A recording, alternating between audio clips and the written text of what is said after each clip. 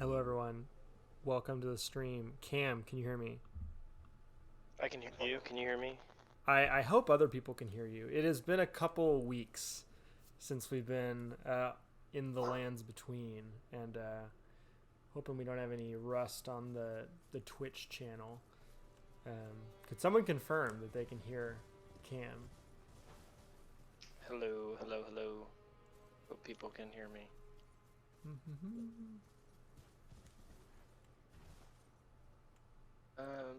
Can hear both. Okay, cool. Good. Well, I'm excited. I'm excited about the stream because we get to go to Caelid this week, and going to experience. I'm still hanging out here in Limgrave. We're going to experience this really beautiful like horizon flip when I crest this hill. Cam, do you have any initial Caelid thoughts? Mainly that I think the like first Caelid thing that you can do, like where you get transported there in the chest, is like the funniest thing that any dev has ever done in any game. Yes, I agree. It is hilarious. And like a million video essayists have pointed out the way that kind of functions to expand the player's sense of how big the game is, while still kind of withholding several cards because you still don't know about Altus Plateau yet. You don't know about the mountaintops of the giants. Like it just kind of keeps getting bigger and bigger and bigger. Yeah, I remember the first like week where we all had Elden Ring, and everybody was like, "Did you know about this?" You know, and like gesturing towards different things, right? And finding different things. And I remember everybody basically being like, "What?" when they very first like showed up in Caelid, being like, "I don't even know. I opened the map up and I'm so far off of where I thought that the map ended." You know what I mean? It also just looks so cursed. Yeah. Like more, you get like such an instant sense of like dread and evil and just like bad vibes emanating off of this place. And I'm actually not even looking at it in the really bad vibes version. It is currently nighttime in Caelid, and the sky is kind of a pretty purple. But daytime, it is like almost blindingly red. Right. Yeah, it's like definitely supposed to, I think like a big part of it is it's supposed to like be spooky. Yeah. It's supposed to make you be like, "Oh no, I'm not supposed to be here yet." I am not supposed to be here. I mean, it's like the feeling that they kind of tried to instill in the graveyard in Dark Souls 1. Like you can go this way, but it's the wrong way because you're going to just like have a million things thrown at you. But this one, I think, scans much more visually as like, oh, I shouldn't be here. This is the wrong way. Yeah, I mean, it's like a big dead area. Yeah. With all kinds of crap everywhere. And, you know, hey, say, before you summon me, what level is your weapon? Oh, good question. 8. 8. And what level are you? I think I'm 70. Oh, okay. I'm going to hang out at 70 until we beat Radon. Because I want to be able to get summoned for Radon. Cool. But yeah, speaking of bosses, I have mentioned in the chat before we got started that this is going to be a boss or a Caelid Total Request live stream. So we are accepting suggestions of bosses to fight. Ted says the funniest boss is the dual Mad Pumpkin heads. Which is like right at the entrance of Caelid. So I think we should just go ahead and do that. Okay, where do you want me to go? Why don't you summon in that church where Tarnished Eater Anastasia summons in? I'll be there. And I'll go fight her.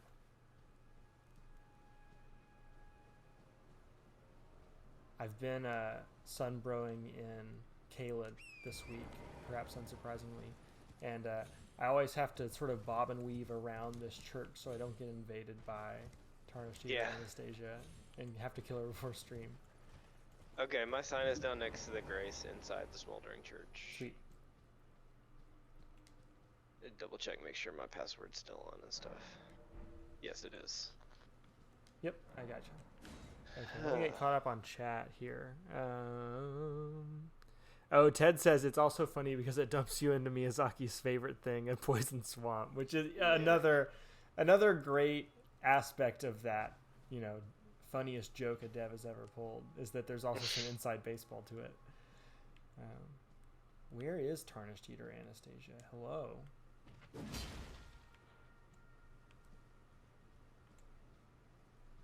Maybe she was scared off by you. Yeah, I took care of it already. We're hoofing it in Caelid. See what else has been said in chat. Matthew said he loves him so much he loves them so much he basically made a poison waifu. This is not the way, is it? No. I don't really know where we're going. I'm just kind of following you. Oh, we're going to the Mad Pumpkin Heads. So I think I need to go over this little wall, which is easier with Torrent. Boop. And then we're just kind of following this path.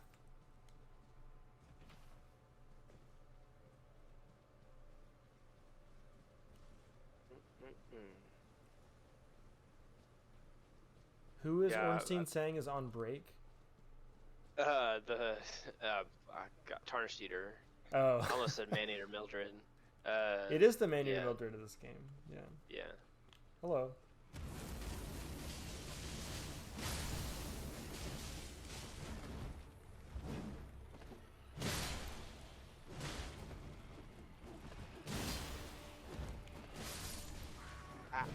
Oops.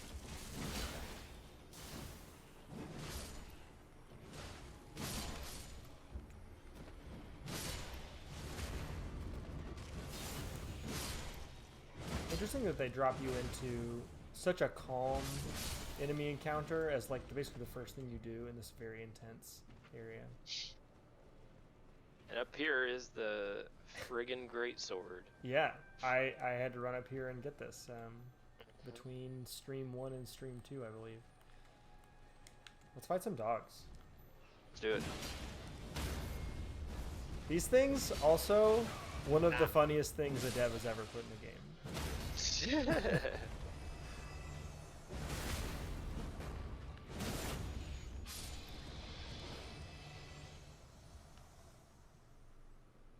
All right. The crows are way harder than the dogs. They in are. My opinion. Yeah.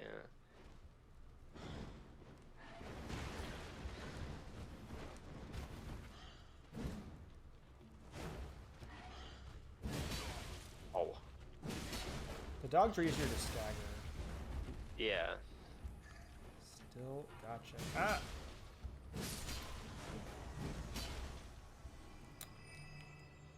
It is also much easier with the strength build. Yeah, exactly.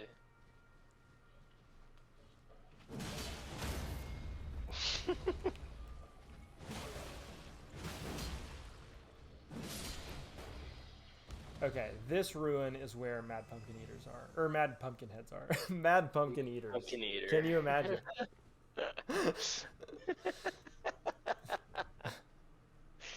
I'm sure a lot of people experience some Mad Pumpkin Eaters at Thanksgiving. Oh man, wow. You like that? What a segue. And a way to give us a good reference point for when this stream took place. Yeah. I bet people really enjoyed eating pumpkin pie at Thanksgiving 2022.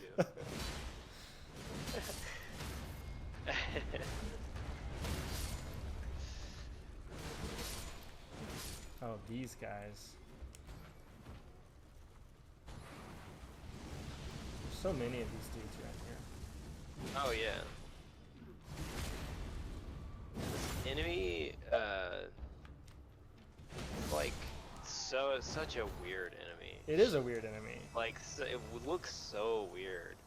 It's like, the fire giant's around. head. Like, it's modeled after the fire giant's head, and like just such a strange way of moving. Yeah. Oh, whoops. Attack the front of it. Also, I think it's the only time you've ever fought a vehicle Ow. in a Souls game. Yeah, I mean, I guess it depends on what you count as a vehicle. I guess right? animals are used as vehicles in some cases. Yeah. Some of the, like, dudes you fight in Elden, or not Elden Ring, in Bloodborne are, like, hooked up to, like, wheelchair-like devices with guns on them. True. Uh, Alright, are you here? Let's do it. I'm right here. Let's do it. This is a funny fight. The easiest way to do it by yourself, I have found, is on torrent, which is very funny to be running around on torrent in this tiny room. Yeah, it's amazing. I like doing it, honestly. I think it's fun. It's like a really weird, like, fight for this engine. And so, like, I don't know, it's fun. It's fun almost... to, like, any of the times you have to use torrent, like, precisely, torrent precisely, is, like, a whole lot of fun to me, because it's kind of pushing against the game a little, but, like, also not really. You can kind of finagle it and make it work. Using torrent is pushing against the game a little? Well, like, using torrent in a small, precise little area. Usually they don't let you use them in places like this. Exactly. So it's interesting that that is kind of an intended way to play this fight. Yeah, I actually didn't even notice. Like, I walked in here and then, like, noticed that my whistle worked. And I was like, wait, what? Oh, we got a dead man walking on this. Do we? There we go. He went down. Now yours is just standing there on my screen. Oh, they both went down normally for me. It's also almost like a Capra Demon-esque thing where you're kind of fighting against the environment, the geometry of the arena, more so than you're fighting against the enemy. Yes and no. I mean, I feel like that. I feel like, as much as I like to talk about how Capra is not as bad as everybody thinks it is, I feel like Capra is way worse than those guys. Oh, like, for sure. You at least none of your visibility is affected or anything. Yeah, it's just small. You're just in a tight spot. That's all. Okay, what are our other boss requests, people? Did you check to see if you have access to the jar challenge? I do not. Okay, so that is off the table, I guess, for this time, but maybe we could do it before we do Radon next week. Yeah, unless you feel like doing that whole underground section again. Yeah. Yeah. I feel like there was something else requested in chat. I actually wrote down a list of really good field bosses in Caelid. Hold on. I actually do have that. I have Deep Chauffeur Well. Oh, cool. So we could do it. Let's we go could do try it. to do it if you want. Yeah, I'll go over there. Yeah, Deep Chauffeur Well. Oh, Ted said Godskin. That's the, you're talking about the Divine Tower, right? We could do that. Divine Tower, yeah. Divine Tower, yeah. I don't, yeah, we could do it. I don't care. It would just be like, I need to wait until you get in there type of thing. Oh, yeah. Because it's like impossible to get into the Divine Tower without torrent. Right. It might take me a minute of finagling to get up there. Alright, my sign's down next to Deep Chauffeur Well. Sweet. Whatever. This is going to be very, very, very funny. I don't know. How so? Say more about that. I don't know about this, if I'm being honest with you. We'll give it a couple of rounds and see how it works. But number one... Meaning you don't know if we'll win? I don't know if we'll win. Number one... It is busted. You're definitely supposed to have torrent in the run-up, because you're getting shot at, and also things are blowing up all over the place. This is true. I forgot about that, yeah. Second, but I think it'll be funny to try. Second, I'm pretty sure these guys are scaled higher than we are right now. Like, and they're tough even if you are... Are they, like... What level do they spawn them in, do you know? I don't know, but I feel like I did this challenge at a higher level and still found it, like, pretty taxing. It's really hard. I don't know when you're supposed to come do it, but I have always had trouble with it. I think I actually didn't have trouble with it the first time I played the game because people didn't really know how it worked yet, and it also had only been running for a little while. But, you know, for people who don't know, the challenge we're about to do is like an NPC, you know, PvP style fight, but It is the builds are kind of copy pasted of the last person to beat the challenge, I think, and that has kind of become an arms race with itself. So that now the people who are like they will summon in for this thing tend to have like really overpowered builds. Just annoying builds. Yeah. Like, it's not uncommon for you to go to this challenge part and it be like 3 bleed builds or 3 like. There's a lot of Rivers of Blood in Moonvale. Yeah. At least at the beginning of the game, both of those things have kind of fallen a little bit out of how much they're using the meta. Right. But it's, I'm sure, still at least somewhat prevalent. Yeah. I guess we'll see. I think among people who are not paying attention to the meta or just Googling like strong Elden Ring build are getting a lot of that. Yeah. Yeah.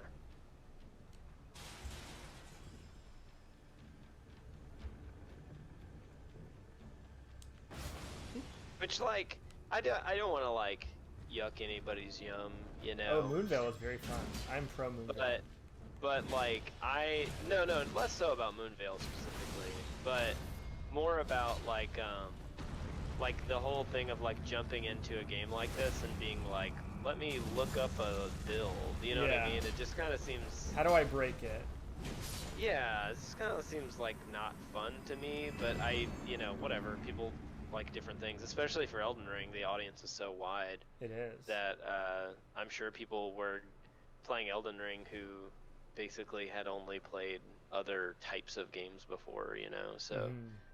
And it is grueling, or like overwhelming, I think, when your first time with a game like this. So it does make sense to me that people would be looking up, like, how do I get really strong? To me, yeah. I mean, I guess there's a difference, right, between, like, how do I improve, how do I get really strong, what are good weapons, and being like, let me basically, like, you know, outsource the idea of making a build to a different, you know, whatever. Where is the thing I'm supposed to go to? Did you talk to the jar? How do you talk to the jar? Where do I stand to talk to the jar? You gotta stand, like, kind of far away from him. Maybe you can't while I'm here. Ooh. Can you do the jar challenge? I don't think I could do the jar challenge by myself. Odds are very low. Are you not seeing the prompt to talk to him anywhere? No. Unless I'm just standing in the totally wrong spot. I think you stand like... Oh man, I see all kinds of blood stains. Yeah, I'm pretty sure you stand like right around here somewhere, I think. Maybe... Can you summon out and see if the thing shows up for me? And then maybe I could summon you back in right over here. Okay, I'll try my best. Let's see here.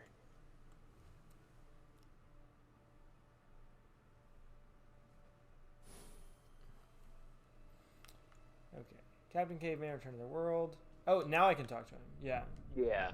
So you are almost definitely not going to be able to summon me, I would bet. Oof, okay. So if you want to take a couple of, you know, honest whacks at it, be my guest. I'll take a couple whacks at it.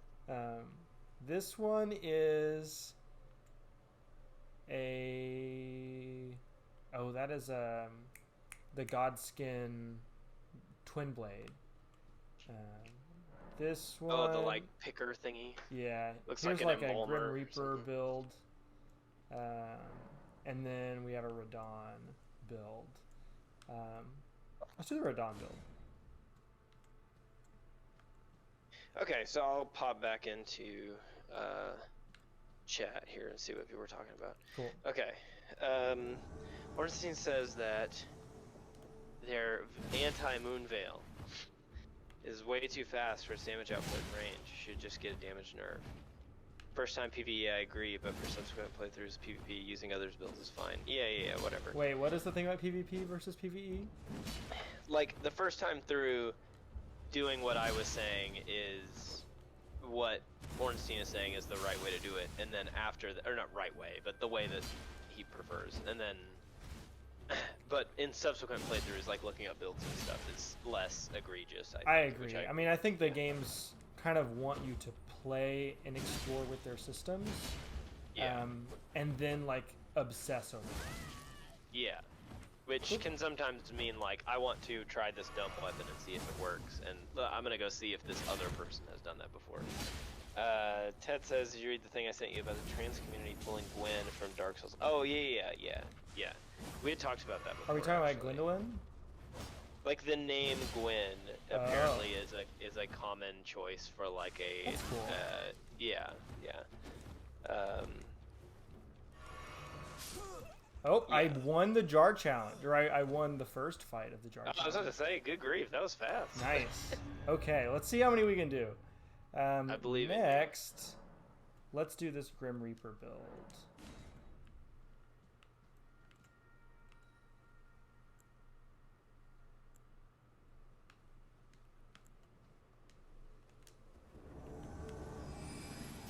Just missed.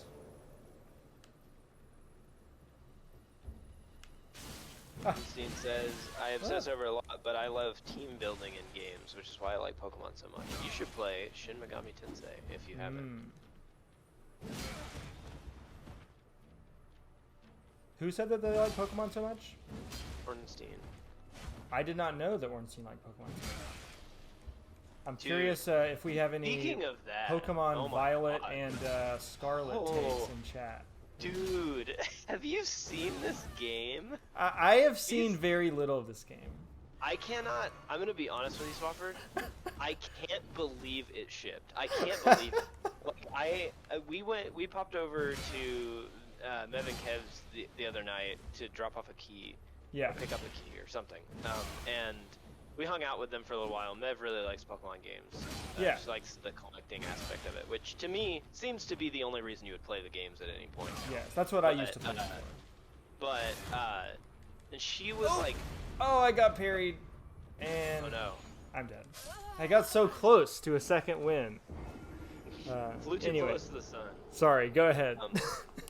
Yeah, so like the game, dude, like I'm not kidding when I tell you that it looks like a like game made by about 3 or 4 people for the Android. Like it oh my gosh. It looks so bad, and it's run so poorly. It's like unoptimized on the Switch, and it's like chugging and stuff. I don't understand. Like, is it just crunch? Are they just pushing this team so spreading them so thin that they can't make games that look competently made? My guess is in like the next 5 to 10 years or something, somebody is going to blow a whistle on Game Freak. Like that. This is my guess. Like the games are made so badly. It looks like something like Johnny Yes Papa type stuff. That is a great comparison. It looks so unbelievably bad. Like the idea that this game was made by a AAA studio is insane. The same company. I mean, I know Game Freak and Nintendo are not the same thing, but it blows my mind that Nintendo can publish a game that looks like Breath of the Wild or looks like Super Mario Odyssey or something, and then years later will publish stuff that looks like the new Pokemon game. Well, I mean, obviously it's not the same dev house, you know. Right. Like Game Freak is its own thing.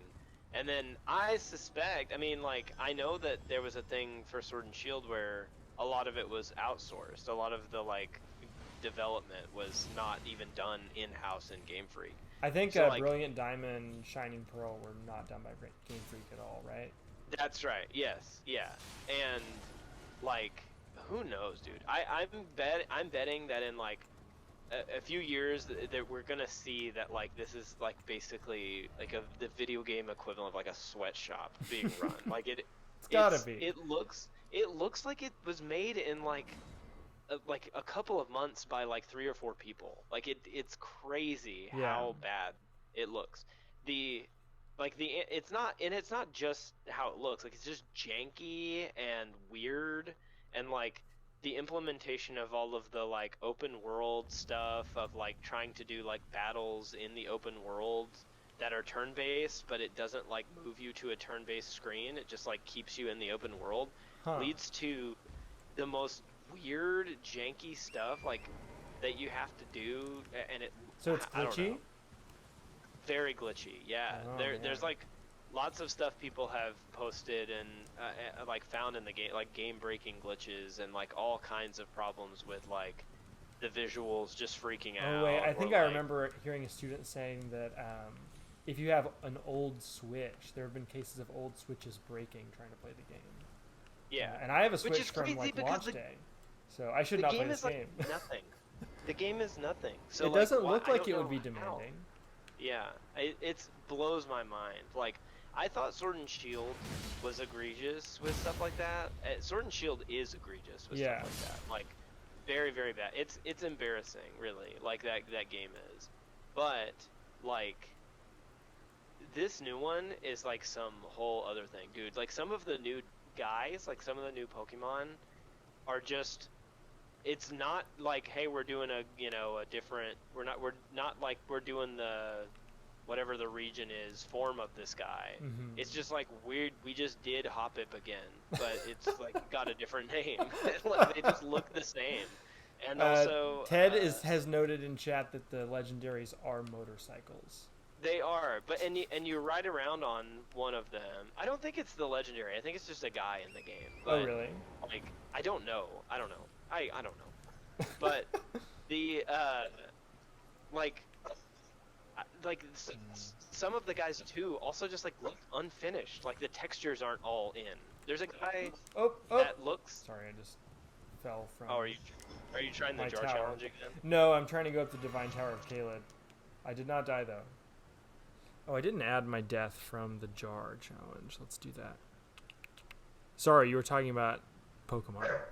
Yeah, like there's a guy in it that's like a new dude that evolves out of, there's like a mimic chest that you can catch, and there's the guy it evolves into, I'm not kidding, looks like a placeholder.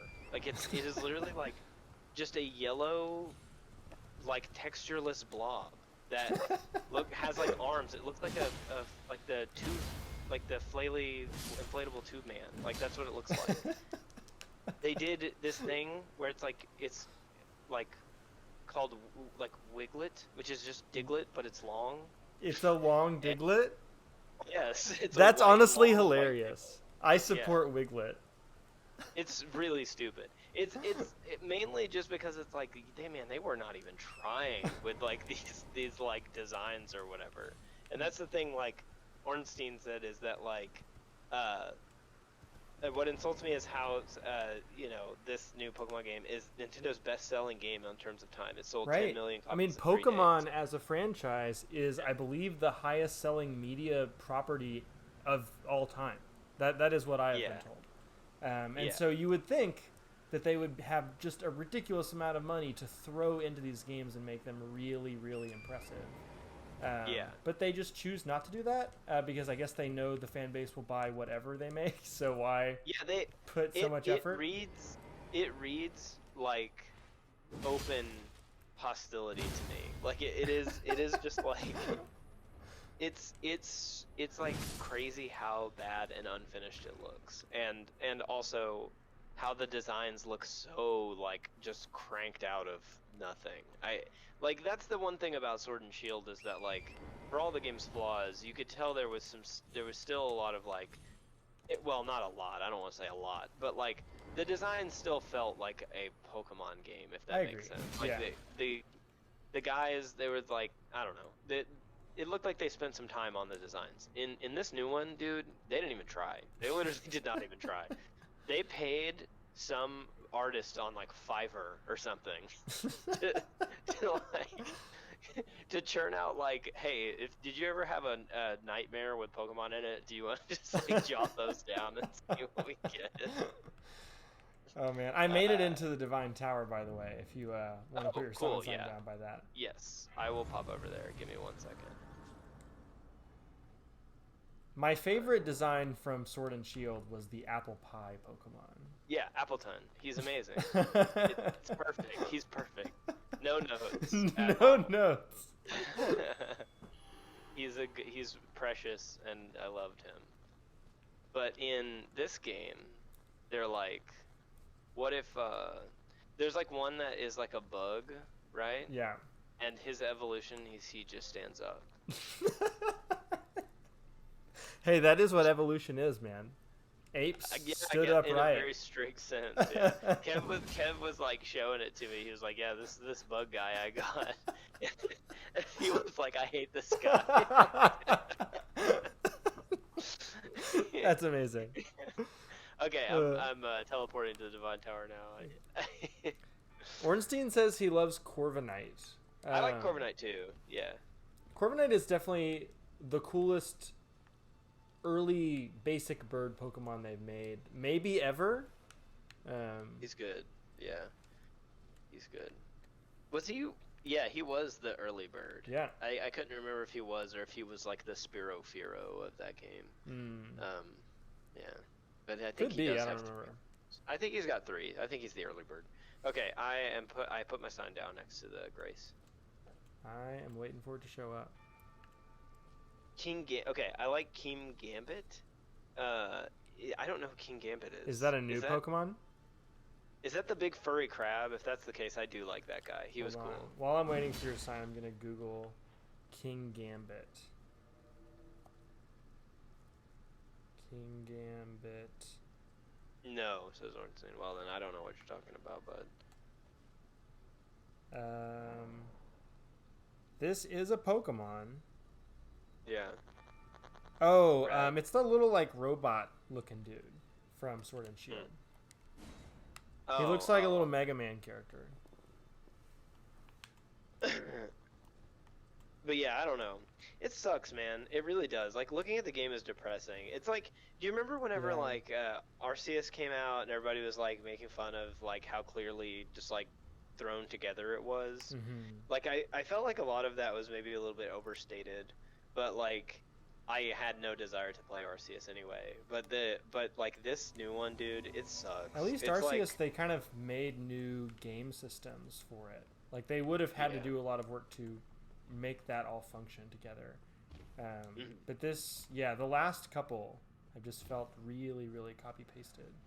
A couple of stinkers. Ow. Whoop.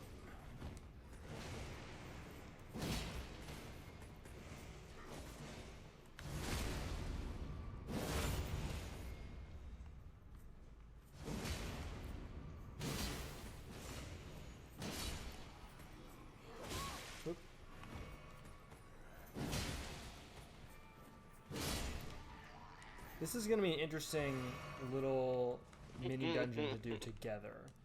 There's a lot of jumping involved. The same thing. I wonder if it will let me survive. Or let you Surely survive. It will we let should you probably survive. let you go first. Go ahead. I'm glad you have the path memorized. I certainly don't. Okay, let's see if this will kill me. It did not. Nice! We're living. Okay. Whoop.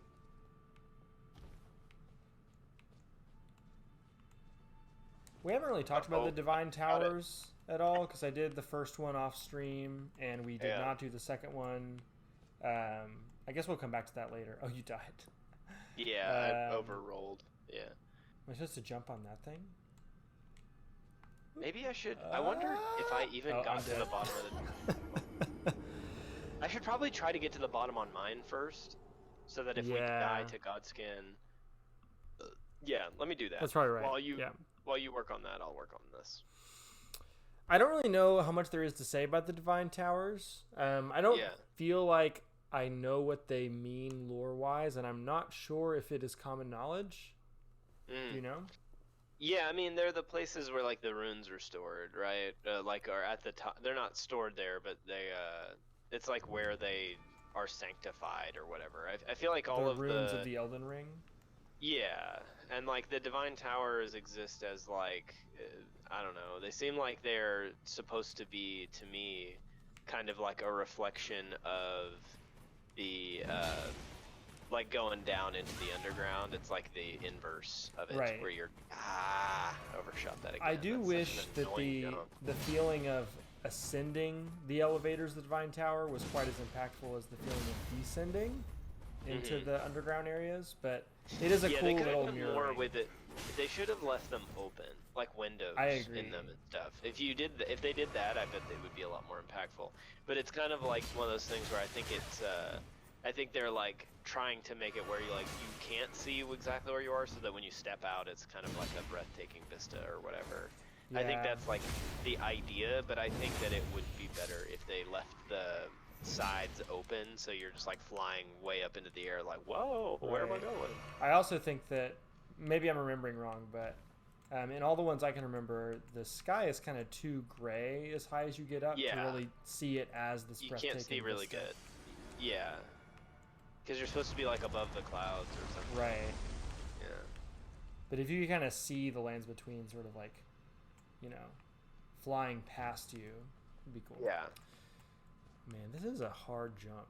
If I'm The one right after is so annoying. I hate that one. I can't use torrent. Ah, Oh no! So close. fudged it again.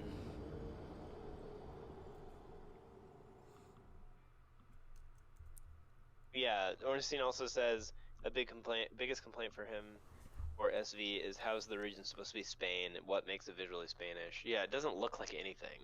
It honestly kind of just reminds me of the last one. So I don't know. The whole Pokemon regions being based off of real cities thing, none of them have really scanned that hard for the cities that they're supposedly based off to me. I kind of wish it was like more of a visual influence. They all kind of just look like Pokemon worlds to me. Really? You even think that as Sun and Moon? What are Sun and Moon supposed to be? They're like Hawaii. Oh, that totally tracks. Yeah. Yeah. But like one of them is supposed to be France, and one is supposed to be the UK, and I'm like, what are the I think distinguishing that features they're even like pointing out? the here? ones that, yeah, like the only ones that really stand out to me with that is I do think that Diamond and Pearl capture the whole like Holland, like North European thing they're trying to do. I think they do that okay, and then obviously, oh man, oh no! Oh! Yeah. Are you also Man, making I hate jumps that right now? jump. Yeah, it's that stupid one. I can never like remember exactly where I'm supposed to stand. The one where you jump on the tiny little. Yeah, I think that's the one that I just died to. Yeah. Do you roll or do you jump? You can do either. You just have to stand in different spots to do either one. Made the jump. But where do I go? I don't know.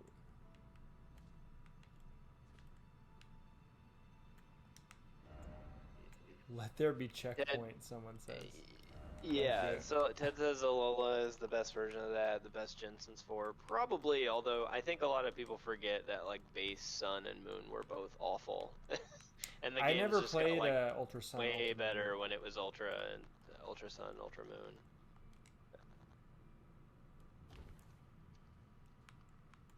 I didn't play Black and White or X or Y. Man, neither were very good.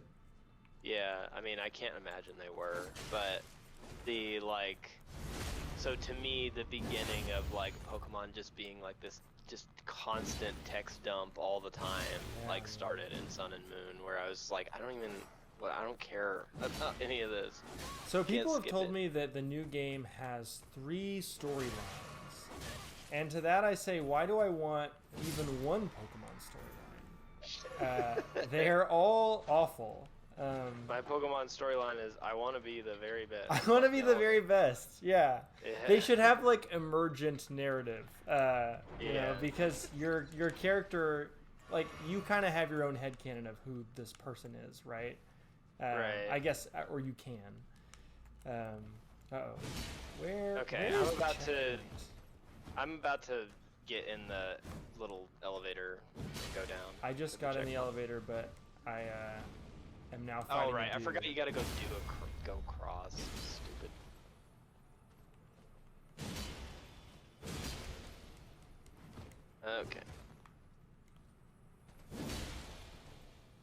Okay. Yeah, I don't know. It's just the whole Pokemon thing. It's not good. Not good anymore. Let it go. Let's all let it go. It's okay. We don't have to we don't have to keep liking them or buying them, especially. Well, I think they have to keep making them is the thing. It makes too much money they have to from keep the making stop them, making but that them. doesn't mean anything for us. Right. Like for consumers. Like we can just let it become a thing that just babies buy and that's it. Yeah. It becomes just like a baby game. And it basically becomes like Hello Neighbor or something. But yeah, I don't know. Okay, I just got the checkpoint. Or not the checkpoint, but I'm shortcut. almost there. Oh, I just opened the shortcut too. Hey, Emmo's here. Ammo! You're forgiven for being late. Ammo, Don't what let it is happen your again. Caelid boss request? Yeah, if you got anybody in Caelid you would like for us to get beat up by, let us know. Who needs their butt whooped? Who needs a whooping? Who needs a whooping? Oh, I forgot there's I'm more almost to the jumping bottom. to do. Yeah. I'm so tired of jumping. I cleared the second cracked bridge, and I'm going down the last elevator now.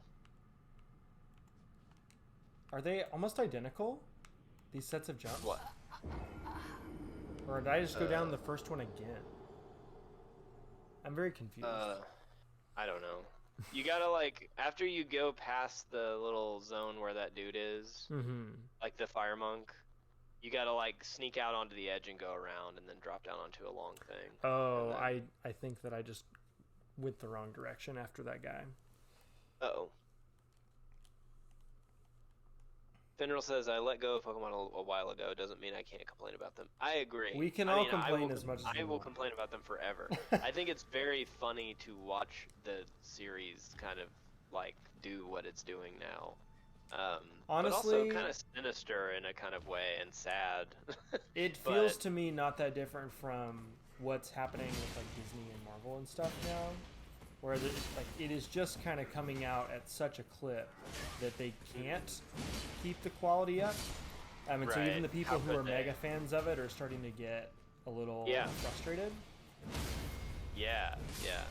I mean that's really kind of a good way to think about it. And like what's crazy too is there's like Pokemon has also kind of like monomythed a little bit in the past like couple of years where they stopped doing all the side games that people like so much. Like what? And they were like people used to love those like mystery dungeon games. I remember. I feel like I remember people loving those games. And then also they were doing like I don't know. They were just making like weird side games that people could play and enjoy that I probably weren't made by Game Freak or something. And then they just sort of like stopped doing those, or at least slowed them a lot, and then started making the games themselves come out much quicker, or at least it seems like that's the case. Like I could be wrong about that. Have you ever played the Pokemon Tekken game? Are you talking about Pokken? Yeah. Yeah, it's less Tekken and more. It's more like the Naruto fighting game. I mean, it's garbage. It's terrible, but like. But that has very little to do with it being like a Pokemon game. It's just not a very good fighting game. It's fun. It's like a fun little like. I would be very upset if I had paid full price for it. I guess would be my. But I mean, I didn't even buy it. But you see what I'm saying? Right. Like, if I were a person who bought the game, I'd be like, man, I can't believe I paid for this. Like, but yeah. Okay, I'm now going down the second elevator. Yes, Finral. That's exactly what I'm talking about. Pokemon Conquest, the Pokemon / Nobunaga's Ambition game. Like, what? Why did they make that? It's neat that they did it, but like, it seems like they've stopped with weird stuff like that. There was like a tactics RPG that was a Pokemon game that was also set in feudal Japan. You could play as the characters from like Samurai Warriors. I don't think I ever played this game. Yeah.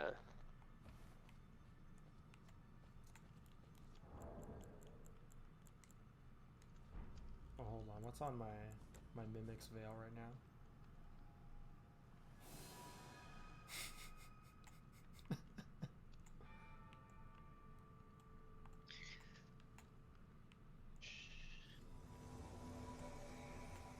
Oh wow. Looking good, homie. All right, let's fight a god skin.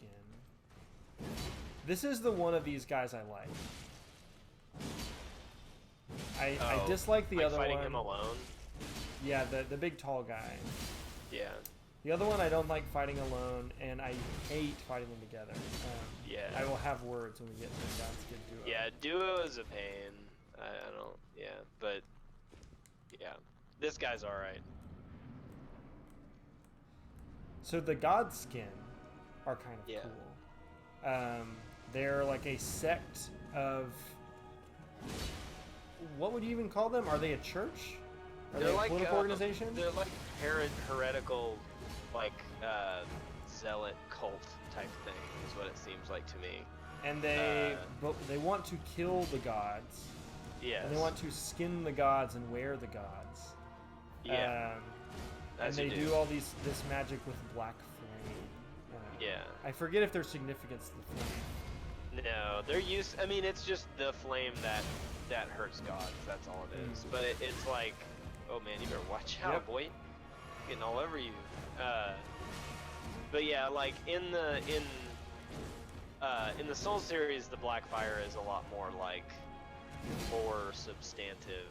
But in these games, it's kind of like, this is just like the fire they developed so that it could hurt gods too, or something like that. It's just like mad scientist stuff.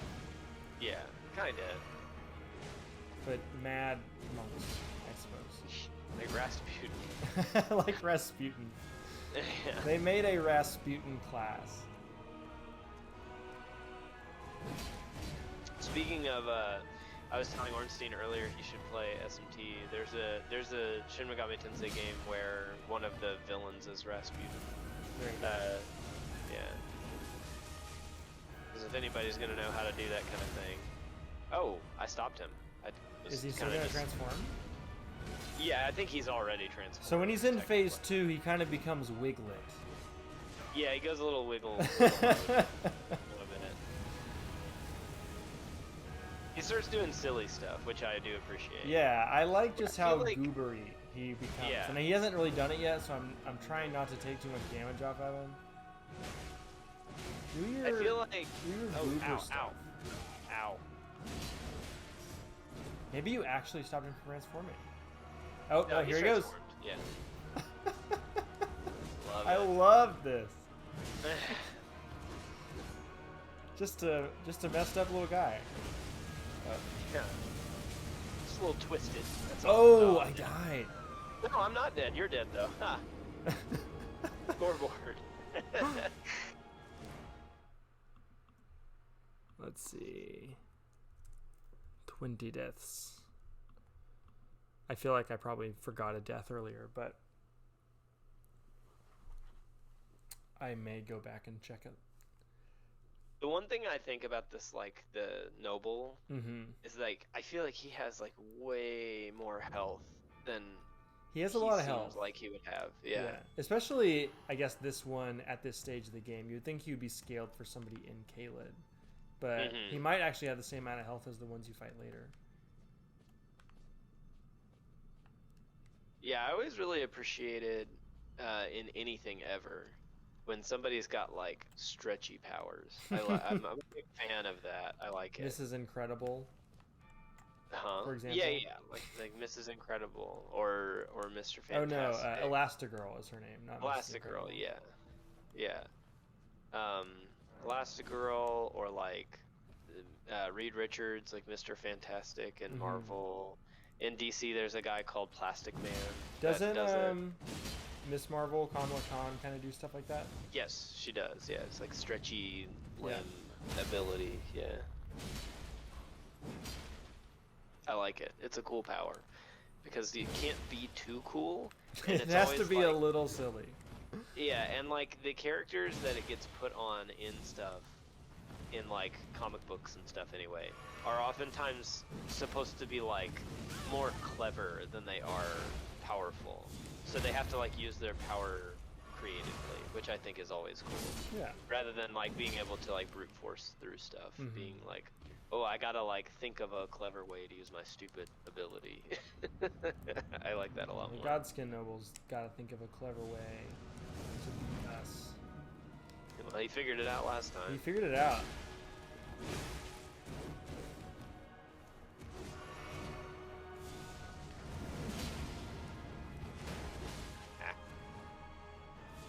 Did Ammo have a request? He did not. He said, I can't think of any. Need a request.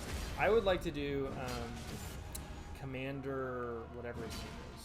Oh, the guy in the swamp. That will also be very funny without Torrent. Yeah. Because it's like really fun and obviously kind of geared for you to have Torrent. I've done it co-op a lot. Have you? It's very doable, yeah. Yeah, I mean, I've figured it's doable. But it is definitely a little bit more high pressure because you have to, you're either like fighting his minions or fighting him very closely the whole time. Yeah. Crud.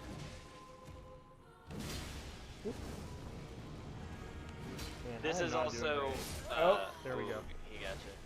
This is also one of quite a few enemies in this game that I talked about whenever the game first came out, because I had also just played through Sekiro, where I was like, this is a Sekiro boss. Like, he feels like a Sekiro boss. It would be cool to be able to parry all of his little the propeller blade swings. There is that boss in Sekiro. I don't know if it's a boss or just a normal enemy. I think it is a boss. It's like a creature-looking thing with a million legs. It's kind of low to the ground, and you have to parry super fast. But it is kind of a thing where you can just kind of like panic press and get it. A knife guy. Yeah, I know what you're talking about. Yeah. He's got like a bunch of knives on his hands or something. And he like swings them around really quick.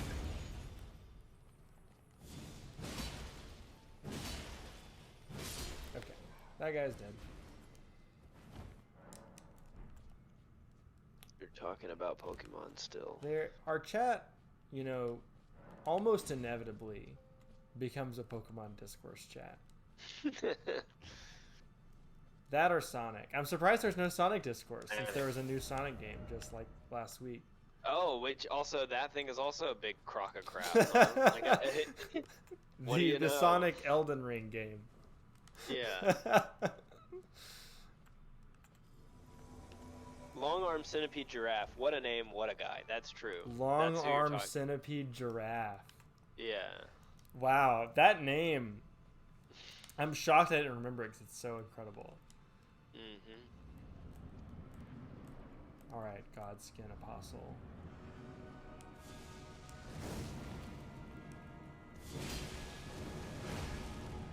I think I should just ice you. That'd be a good idea, I think.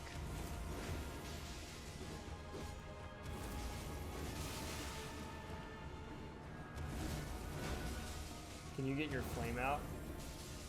We can ice him and de-ice him.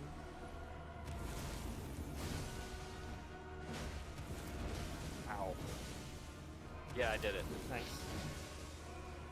I wasn't able to get the buff off, but I did pop it. There's my buff. Hey! Hey! Nice. He's iced. De-iced. De-iced.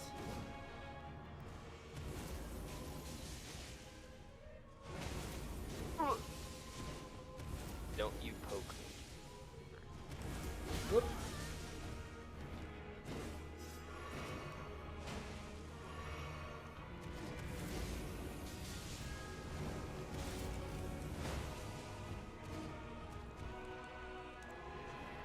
Back up. Time to get wiggled.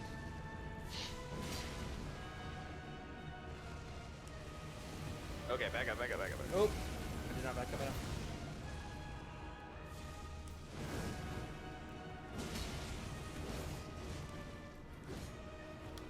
Uh-oh.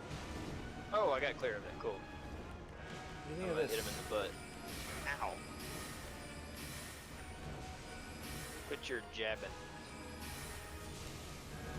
Oop. Dang. You really gooped up out of there He right when I closes had him. distance. that move a lot. Looks very It's cool that you can kind of be in the eye of the storm. Yeah.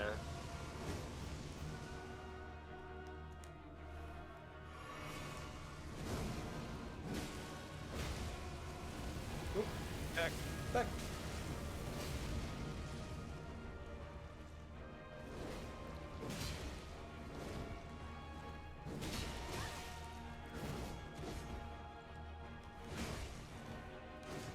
He is after you. He really is. I'm like, Oh. I was able to get a stagger because he was so bent on trying to hit you.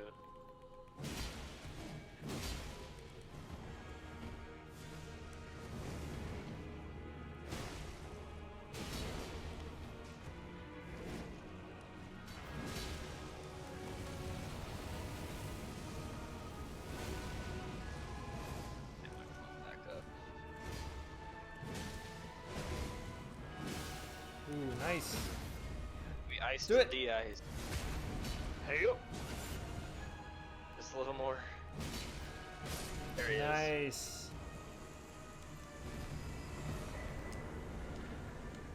Let's read the item descriptions of these. These are, if I'm remembering correctly, great item descriptions. Let's Oh see. yeah. What are you laughing at? The double point down. Godskin Apostle Hood. Hood made by sewing together patches of smooth skin worn by the Godskin Apostles. The Apostles, once said to serve destined death, are wielders of the god-slaying Black Flame. But after defeat by Malekith, the Black Blade, the source of their power was sealed away. Hey, does Malekith also use Black Flame stuff? No. He uses like a weird red It's like red blood arcane fire stuff. thing. Yeah. Okay. Where shall I meet you next, my lord? We could do Commander, what's his name? I forget his actual name. Oh, Or if we have any other requests in the chat. Mr. Dingo. Mr. Dingo? Yeah. We could do Sella, the city, where you fight the two weirdos. The one where you have to light all the beacons or whatever. The city where you have to fight the two weirdos. Oh, yes, that's cool. Yeah. Sella, Town of Sorcery. Yeah. Celia, yeah. I can Commander go to Celia Niall. Understair. Yeah, Niall is like over in the, or Neil, or however you say it. He's like over in the swamp. Yeah, they're really probably. close to each other. So, Yeah, so why don't I meet you at Celia Understair, yeah, and then we can go from there. good plan. Where is Sally Understeer? There it is. Man, we're making really good time. Yeah, we still got like an hour. Just over an hour. Vibing in Caelid. Vibing. That's what we're doing. Absolutely vibing in Caelid. Just me and the smooth boys. The smooth skin boys. I would love someone to make a greeting card that's like, greetings from beautiful Caelid.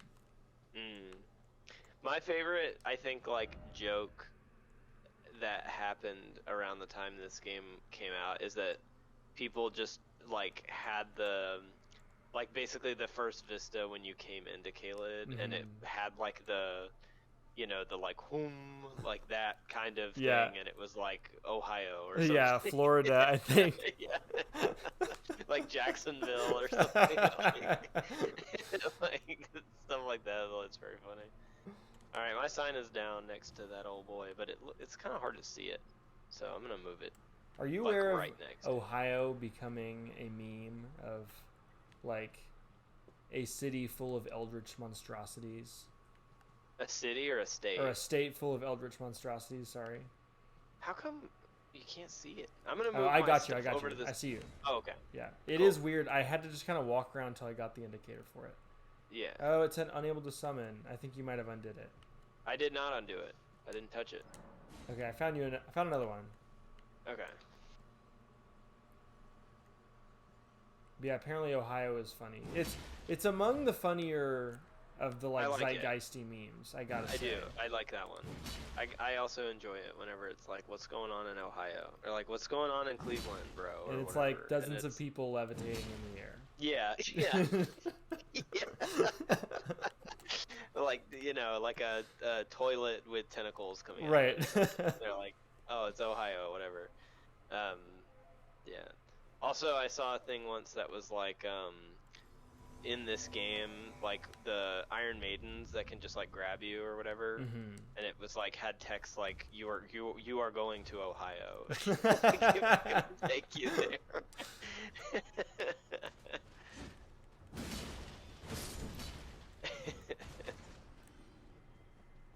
All right, lead the way. Is this the swamp where Commander Niall is? He's like over there. Hang on. Let me check my map. He's like, I'm gonna set a little thingy. Yeah, we're pointed his way. Yeah.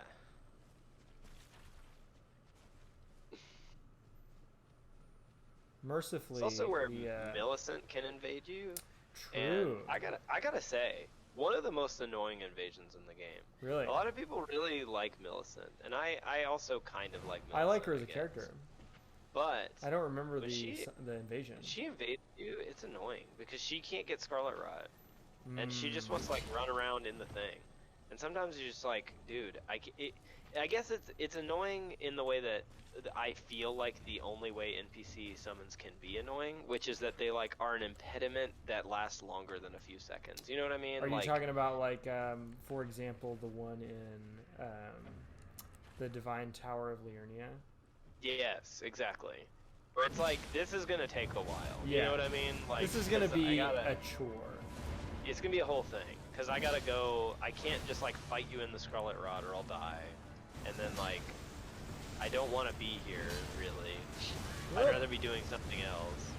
Woo! Good grief. Man, I am not starting off this fight strong. I really like this guy's armor. I wore parts of it on one of my characters. I like the whole fight. I like the idea of a boss that can summon. Yeah, it's neat. And it's kind of, it combines the things that are fun about field combat and Dark Souls with things that are fun about boss battles. Yeah. In a way that never feels, to me anyway, like it's just doing too many things at once. Yeah. And it's super fun to do co-op. Yeah, because one person can kind of do one thing while the other one takes care of the other thing. Also, just personally, big fan of when a guy uses a flag. I think it's cool. You know what I mean? Like, it does say a certain thing about the character that I probably wouldn't like him as a person. Yeah. You know? But I think it is aesthetically cool if your character is supposed to be this, like, ultra-national, like, yeah, he's a military guy. Yeah, big military dude, like a knight or something, using a flag. Very, very, very sweet. There's a, I think it's in the Red Cliff, the movie, and they make like Guan Yu fight for a little while with a flag. It's like this big like Chinese nationalist hero, you know? It's like, yeah, I mean, I get it. Like, I don't think I would enjoy that very much if I were there, but right. Cool to see it aesthetically. Man, I got all three of these axe boots on me right now. Are you okay? Yeah, I'm okay, but it's not ideal. Uh-oh. Whoop. Okay. We're okay. Dead. Oh, I died. Scarlet Rot got me. Well, c'est la vie, I guess. I'm just gonna go back to the Grace.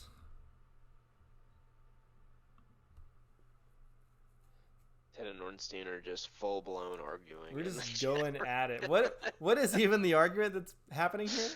I don't care. No, I'm not gracing it. I'm not going back. I will not learn.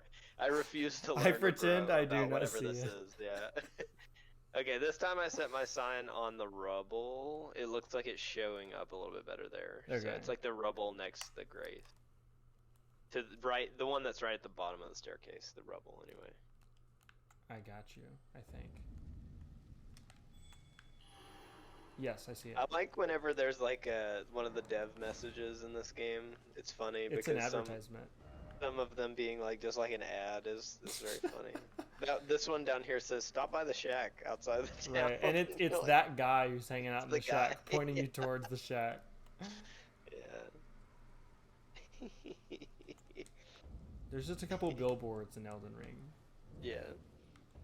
I do like the one that Buc-ee's. is literally like a guy being like, "Come to my shop," or whatever. It's very funny. I really like. We should maybe go to his shack before we do the Celia thing. I think that the way the dog is positioned is very funny. Yeah, because he's like his guard dog. Yeah. Yeah. He's sweet. He's a sweetie. It's very sweet. Yeah.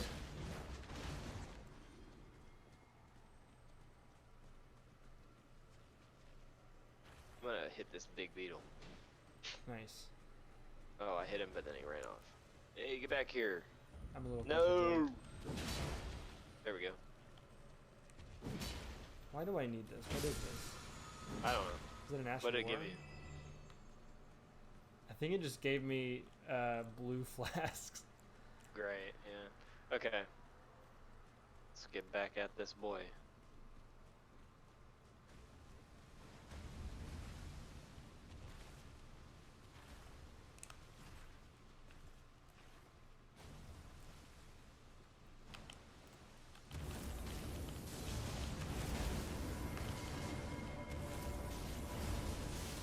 Nice.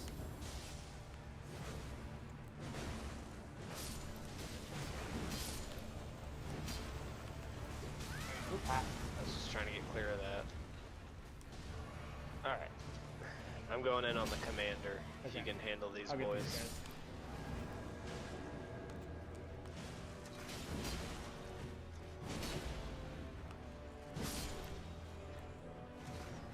Oh, I said hello instead of healing just now. You're beautiful. There should be a boss where that is the gimmick. You have to tell it. Yeah, like instead of like the Gascoigne, like music box, you can tell him you're beautiful. The game just becomes Undertale at that point. You just start Yeah. flirting with the Dark Souls bosses. I ain't never played Undertale. That sounds wacky. Have you not? No. So, do you know the basic gimmick? Kind of, yeah. It's like the combat is like a rhythm game, sort of. So, right? kind of. It alternates between being like these little arcadey games and being sort of Pokemon style, like turn-based RPG thing. But the things that you can choose to do, like you can attack, Yeah. or you can do things like flirt with the Yeah. person. And a lot of times that is the trick to getting past someone. It's like figure out what's going on in their inner life. Right, yeah.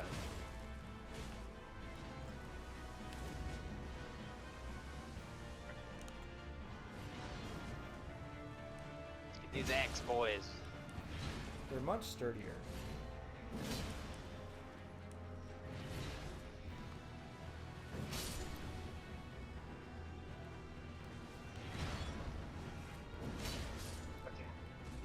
I got one. I'm getting back on the commander. Okay, all the axe boys are dead. Ah, not enough stam. Oh! Iced. I'll come melt him. Got it. Ow.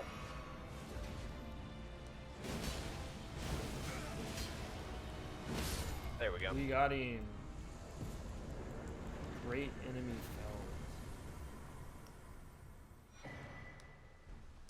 I was thinking about this the other day. So there's all these different U1 signs in Elden Ring. It's not just victory achieved, but there's enemy felled, great enemy felled, legend felled. Is that one of them? I think so. And then I think there's God slain, which you get God-slain, twice. Yeah. And I think that, I don't necessarily want to defend Elden Ring on the grounds of, like, when people criticize it for being kind of copy and pasty, because there is a lot of repeated bosses. Like, I'm not necessarily even anti-repeated bosses, but just, like, the sheer number is ridiculous. But the fact that most of the bosses do give you the enemy felled thing kind of suggests that, like, a lot of the things that get boss health bars are just regular enemies. You're just kind of being introduced to like high level regular enemies at earlier stages of the game in a lot of cases. Yeah, I mean, I don't know. I think I could see where you're coming from with that, I guess. Yeah. I do think that Enemy Felled is the least of all of the Souls victory messages. Oh yeah, Prey Slaughtered is easy number one. Prey Slaughtered is obviously, like, it's not even close. Prey Slaughtered. But I do think that Victory Achieved is cool. Oh, I love Victory Achieved. Yeah. Also, the other one in Bloodborne is Nightmare Slain. Which oh, is good. Incredible! I mean, Bloodborne is just on another level with that stuff. Yeah. But yeah, I like. I like that in Dark Souls 3, it's got like Victory Achieved, but also there's like Air of Fire Destroyed, which is cool. And like stuff like that is cool. I think that Enemy Felled is a little bit like, okay. Right. Like, sure, I got It's him. a little straightforward. Yeah. I was talking to you about Sekiro the other day because I was listening to the No Call Will Survive, like his like big review of the unofficial like side trilogy, that being Bloodborne, Sekiro, and Elden Ring. Right. And one of the things that stuck out to me when I was listening to it this time about him talking about Bloodborne was that he goes on this thing about how like in Bloodborne, it's the principal difference between the way the game feels in Bloodborne versus any other of the games, like whether the mainline Souls games or even like Sekiro or Elden Ring, is that Bloodborne is one of the only ones where you feel dangerous. Yeah. Like you start to become like to the point where you feel like if you walk into a crowd, like it's like a bad time for the crowd. You guys are trapped in or here like, with me. Yeah, or like I get that feeling in old Yeah. Yarnum when you're down like in that church with all those beasts that swarm at you. Yeah, But you can just kind of tear through them. Yeah, and you're incentivized to. Yeah. You know? And the thing that he says in the video is like, you know, that like the Tarnished and the Chosen Undead and like the Bearer of the Curse or whatever are specifically postured as being separate from the things they are fighting. It's like you are not the same thing as you know, the like the lords that you're fighting and all that type of stuff. But in Bloodborne, you are not. You are a beast. So basically. much of it like is you becoming a beast and also you fighting other beast hunters too. Yeah, and the hunters themselves are all like turning on each other and like, it's just like it's a cacophony of like violence and chaos, and you are like just a part of that. You're not like above it at all. You're like in the you know, in the blood and guts. Or I think your stance that Bloodborne is the best Souls game is a very I don't know, tempting stance. Yeah. I completely see it. I stand by it, man. Like I think that there are things that we gotta go light all the fires, bro. I think I already did it. Did you? Yeah. Oh, then it's over here. It's like down over here. I wanted to open up this little pathway. I see. Are you alive? Okay. Yep. Yeah, like Bloodborne, like I do really love, I like all the, you know, from, you know, modern From games. Like I like them a lot, you know, for all their little quirks and differences and stuff. But to me, I think Bloodborne is the one that does the thing it's trying to do the best. I think that there's like, I think that Bloodborne like accomplishes what it is setting out to do better than any of the other ones. It doesn't do all the things that I wish it did. Like I want it to have a little bit more of that Soulsy creativity to it in terms of like what the player can do. But I think you're completely right in terms of like the feeling they're trying to evoke. Is and more also, like, effectively evoked in that game than anything. Yeah. And also, like, one of the things that I was thinking about with it is, like, the fact that the weapon list is so pared down. Yeah. And, like, the builds are pared down. but not gone. They're just pared down. Mm-hmm.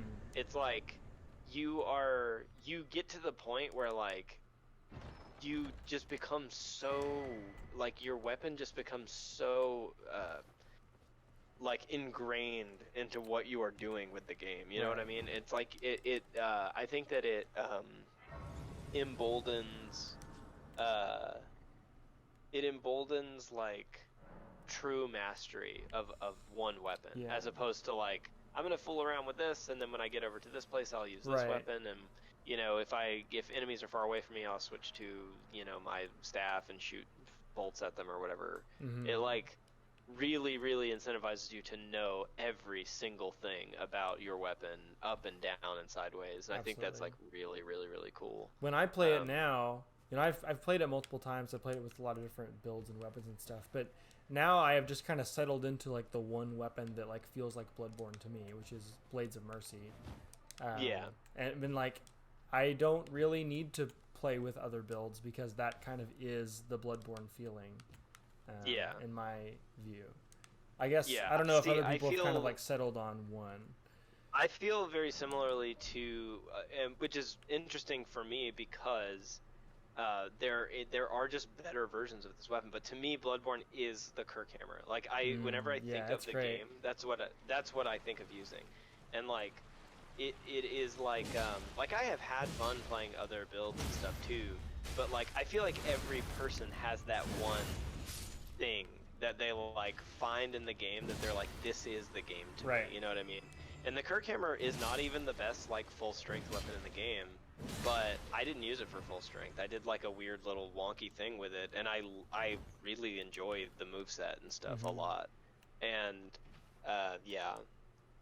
But yeah, I agree with you though. I think that lots of people probably find their way to that, where when they think of the game, they think of a Mm-hmm. weapon, you know. Emma says a Question. ton of people would agree with you, Cam, about Bloodborne. Finral says Bloodborne is one of the best games, full stop. Truly, yeah. Agree. Uh, Emo says Dark Souls 3, by far my fave. I don't think that I don't think I can fault you for that, given that what I know about like your experience with Dark Souls 3 for sure. For PvP, easy. Yeah, Yeah. it is. It's the best PvP game. Like, there's kind of just not really getting around it, in my opinion. Anyway, what were you gonna say, question wise? I was just gonna say, where are we going next? Oh, up to you, bud. We still have 30 minutes. I did Yeah. make a list of cool Caelid bosses. Let's see what we haven't fought there yet. Ornstein said Ludwig's Holy Blade for me. Yeah. See, exactly. I feel like everybody is like this. Like everybody has like a weapon in Bloodborne that it's like this thing. To me, is like this is the game. You know. Okay, we should fight the Deathrite Bird because Okay. I believe we Remember, tried this to didn't fight a work Death out last Bird time. in Liurnia. Yeah. But I think there's a Deathrite Bird that is always hanging out around between the Caelid Highway South Grace and Southern Aeonia Swamp Bank Grace, maybe.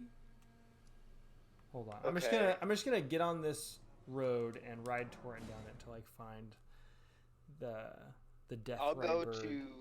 I'll go to Southern Aeonia Swamp Bank Race and kind of like meander over to where the merchant is. Okay. And if you want to summon me over there, then yeah. Sure. Ornstein says, in Dark Souls 1, I have the Silver Knight Straight Sword, Fume Knight Sword for 2, or Lothric Sword for Dark Souls 3. I like one-handed swords. Yeah. Hey, I mean, they're fun. In the Dark Souls games, I pretty much always want to do a new weapon every time I play. But not Bloodborne. Mineral says, I don't really have an iconic weapon for Bloodborne. It's just a mental image of dodging around that comes to mind. I think that's probably fair, too.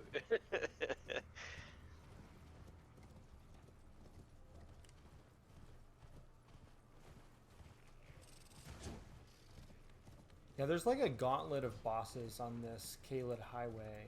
I think there's the Scarlet Rot Dragon.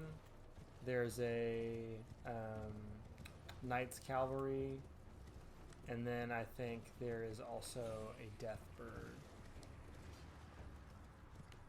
Kind of back to back. I want to love Bloodborne, but the terrible healing system hurts my enjoyment greatly. Yeah, I mean, I think that that's, like, fine. I don't know. It would have been nice if I can see how if you aren't on the game's wavelength that you would need to spend lots of time farming for healing items, but I have never experienced that, and so I can't really speak to it. You've never had to farm for healing items? I have farmed for blood vials before, but not not to any kind of extent that I would say is anywhere close to like looking for a Baldur's Straight sword in Dark Souls 1, or like tooling around trying to get life gems in Dark Souls 2. It has rarely felt whatever. like a big imposition on my time. Yeah, I mean, I guess like for me, because I didn't really have the same like draw into trying to farm for a rare drop somewhere, that I just I didn't really feel it the same way, I guess. Like, I had to farm for blood vials, and also, to be fair, maybe I just had to farm them less, I don't know. Like, I was doing, the first time I played through the game, which is when everybody feels this sting the hardest, like, I was playing a very straightforward build, so, like, I probably had more souls to spare than a lot of people did, but it honestly just, like, didn't really super bother me the first time I played through the game, and then after that, you're kind of more in the zone, and you just need to do it a lot less. And so, like, for me, I would hit that stupid run in Central Yarnum and like get 10 blood vials per time you do it, and I'd run it like 3 or 4 times. I'd just be done and not do it again for like hours and hours and hours. Where did you say you put your summon sign down, by the way? I'm like right next to the merchant. It's like the sign is down like next to him. Huh. I have my item on, but I don't see your summon sign. Haven't had to farm much for Bloodborne, but the fact I have to farm at all to progress the game is defeating. I see where you're coming from. Defeating feels like a strong word for me, but I would prefer not to have to do it. It's worse than it's worse than losing to a boss for the umpteenth time, having to go to farm to be able to try it again. I see where you're coming from, definitely. I just haven't really personally experienced it to a degree that would, to me, become like a detriment to the game. But I can see how if you did have to do it a lot, and I'm not even saying that I didn't have to do it a lot. I just, whatever amount that I had to do it did not register to me as like a worthwhile thing. You know what I mean? Like it didn't stick out to me. Okay, so the Death Bird is over here. All right.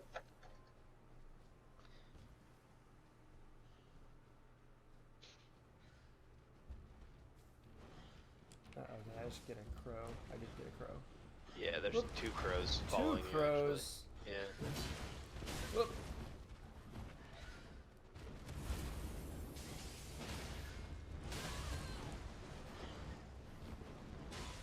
Non-ideal.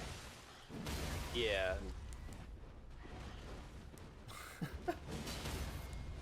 Okay. Critical on 1. Wow. Maybe. It'll let me. No.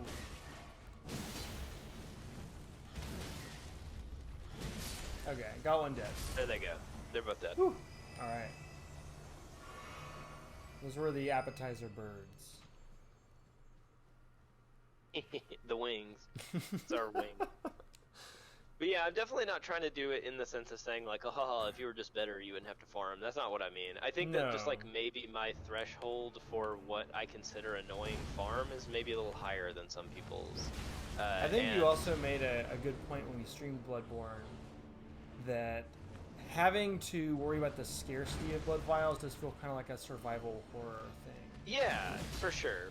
Oh, crap, you just got invaded by the guy from regular show. I hate it when that happens. I hate when I'm attacking the Death Bird, and then the guy from regular show shows up to crash my party with the Death Bird. Yeah. Oh man, I'm stuck. Alright, well, I'm gonna go try to ward off this phantom, I guess. Okay, good luck. Oh, he frostbit me instantly. Great.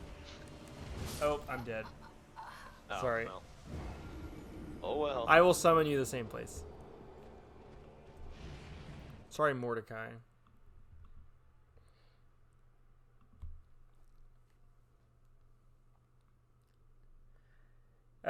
Yeah, Orstein is right that there's not a lot of blood vials late game, but you can also buy them, and you get a lot of blood echoes. I don't know. It was never a huge issue for me, but I get it. Yeah, I guess that's what I'm saying is like it was never a big issue for me, and the couple of times that I was almost out, it was like it almost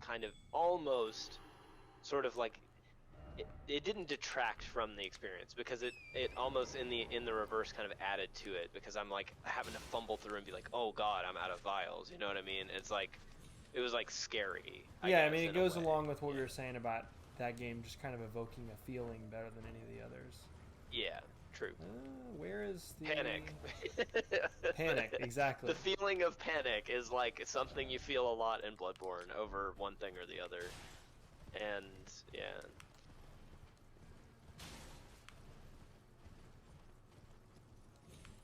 My sign is down next to the Daga merchant. I see it.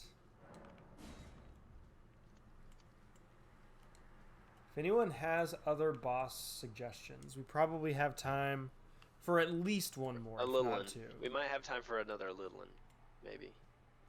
I mean, nothing that would require a long dungeon, but... What is the non-legacy dungeon in... Or like the mini legacy dungeon? Well, we kind of already did it, the Divine Tower. No. I mean, there's a Divine Tower, but there's also... Every area typically has like... There's a fort. I forget what's at the top of the fort. Oh, it's probably that. Yeah, it's or Celia is probably what they count as it for this one. There's that really hard fort full of bats. Yeah. You know, that fort full of bats is the first time that I ever like walked up to a place when I very first started playing the game, and there was a player message there that said "Fort, night." It is the wrong time of day. Yeah. Yeah. Unfortunate. Okay. Let me unsummon.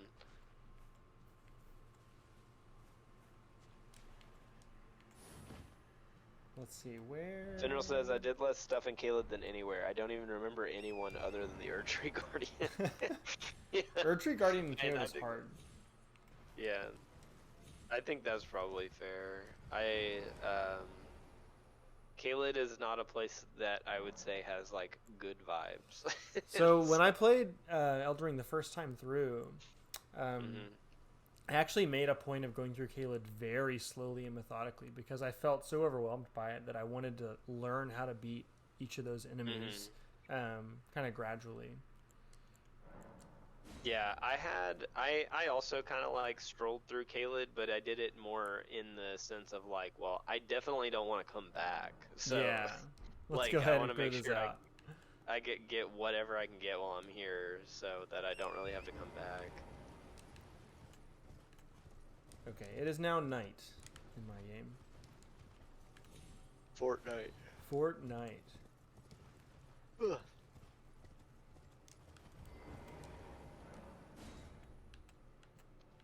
There's the Black Blade Kindred, if you want to fight that thing. Oh, God. I don't know. Let's see where we're at.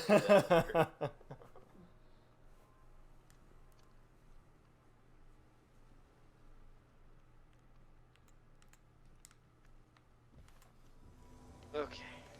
Let's go. It's nighttime. It's Deathbird o'clock.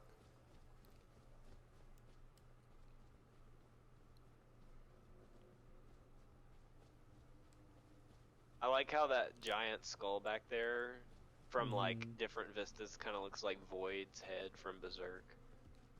Who is Void? Do I know Void? Oh, Void is the skeleton, right? Big brain guy, yeah.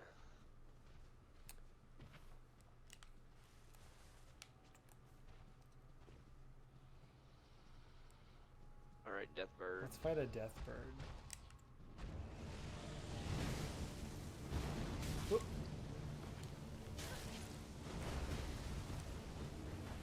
There's also apparently an outer god of the Deathbirds. Really? I don't claim to understand a lot about it, but apparently there are item descriptions pointing toward the existence of said outer god. Cool. Good for them. Good for them. Ow, ow, ow.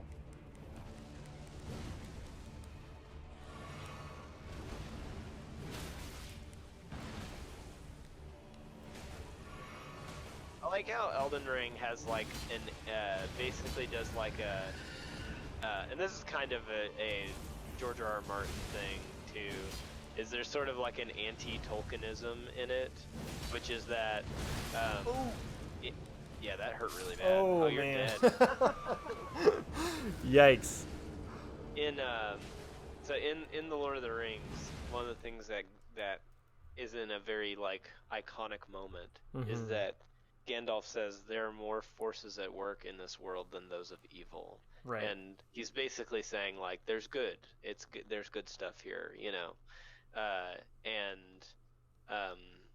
I like how in Elden Ring it's like there is more at work here than the will of evil, and it's more evil or insane or a death or bird like, god or blood god or something. The concept like, of rot as a god.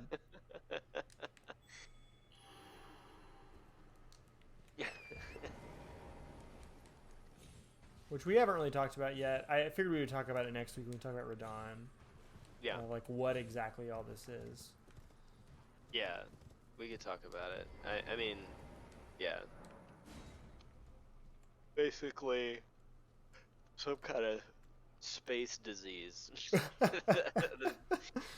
TLDR, space disease. Yeah.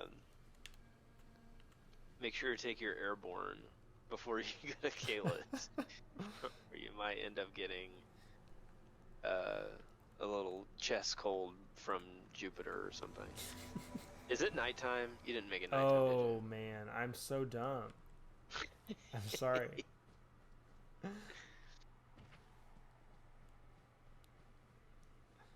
Maybe we fight the Death Bird and be done. The Death Bird can be the last boss. I don't want to put Captain Caveman through any more grief.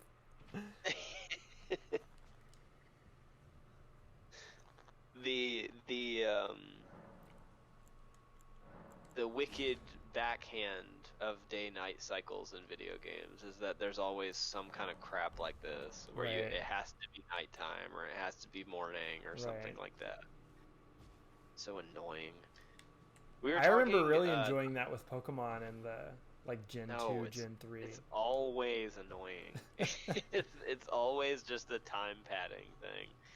And like I mean, I get it in some regards. I get like, well, you want to be at this place at night because it looks cool or whatever. But it's always like a chore to get it around to the right time. And I like it when it's a real-time clock, and like I only get to access the nighttime when it's nighttime in the real world. In Metal Gear Solid 5, there was the greatest day-night cycle thing of all time, which was that you could, if it was daytime, you needed to be nighttime, or vice versa. You could pull out a techno cigar and take a drag on it, and it was apparently filled with some kind of like compound that made you perceive time differently. And basically, you would smoke on the cigar, and it would go whoa, like really loud, and then time would speed up, and then you could do it anywhere. So like it didn't matter if you needed it to be nighttime, you could immediately make it nighttime. You didn't have to go back to a bonfire or whatever. So that was nice, a nice thing that Hideo Kojima did for us in Metal Gear Solid 5. Miyazaki would never. He would never. He'd be like, that's for casuals.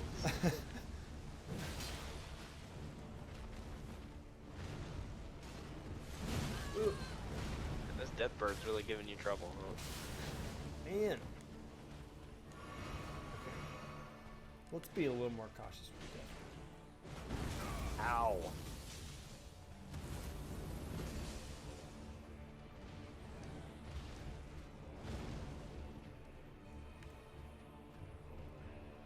Wait.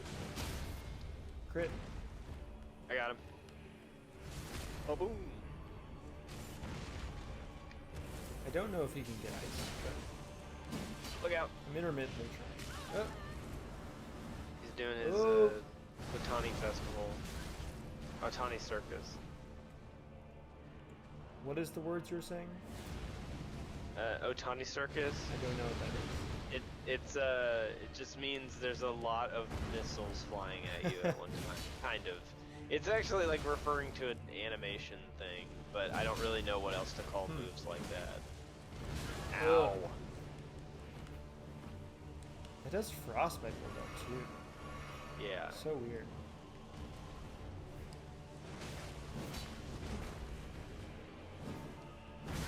Whoop. Ow. Uh-oh.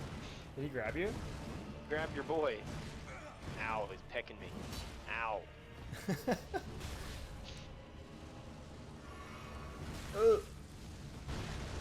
He's tough, man. Boy's going in.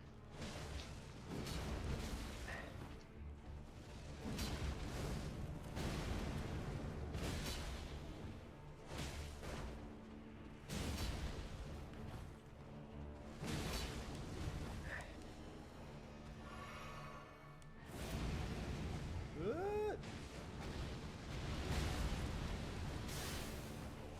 Ah, got him. Die. Macross Missile Yes. Barrage. You got it, Mineral. You did it. That's exactly right. Tawny Circus. Macross thing- missile it's a- barrage. There's a thing in Macross where they shoot a whole bunch of missiles, and then it shows a plane, or like a Gundam or whatever, flying through it, and it's like them dodging around while tons of missiles are flying at Oh, them. this is and a that's Gundam reference. It's a Macross reference, not Gundam. What is but Macross? It's basically Gundam. Good. No, not really. It's just another mech show, but it's like there's aliens and stuff in it. Right. But that term, Otani Circus, is something that people do it in other things, but it came from that. And so I don't know what else to call big, like, homing attacks. So I just call them Otani Circus. You're valid. Thank you. Well, folks, thank you for tuning in to this week's Swaff stream. We'll be back next week with Radon, everybody's favorite horse-loving, Big boy. disgraced soldier. But it's big boy season next week. it's big boy season. That is correct. And we'll probably have time to do a lot of other things too. Yeah. Maybe we'll go to like the Divine Tower of Liurnia or something. Maybe we'll start the Ronnie quest. I don't know. Open to suggestions. There's Caelid underground stuff to do. Also that. Yes. Yeah. But anyways, thank you for watching, everybody. We will see you next week. Goodbye. Bye.